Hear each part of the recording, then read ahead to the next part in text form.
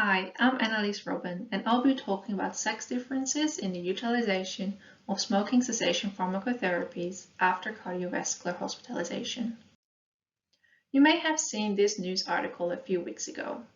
The study reported in this article added to the growing body of evidence that women are less likely to receive the appropriate care for cardiovascular disease at any stage of care, including the post-discharge period.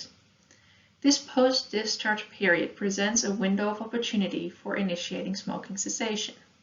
Smoking cessation pharmacotherapies are the most effective strategy available.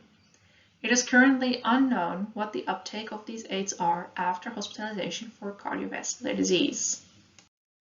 We therefore aim to determine the proportion of smoking patients who are dispensed with smoking cessation pharmacotherapy after their first hospital admission for cardiovascular disease, and whether there are any sex differences in the likelihood of being dispensed with SCP.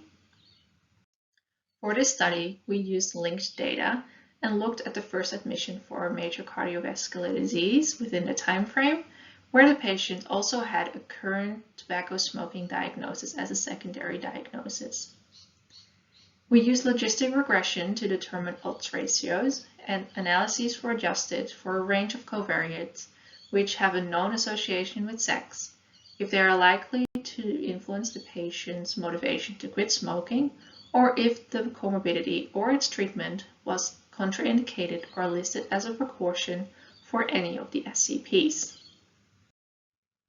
31% of our population was female, and utilization of SCP in the post-discharge period was very low, 10.8% among men and 12.3% among women.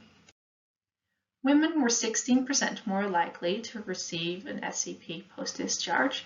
However, this was reduced to the null after adjusting for confounders.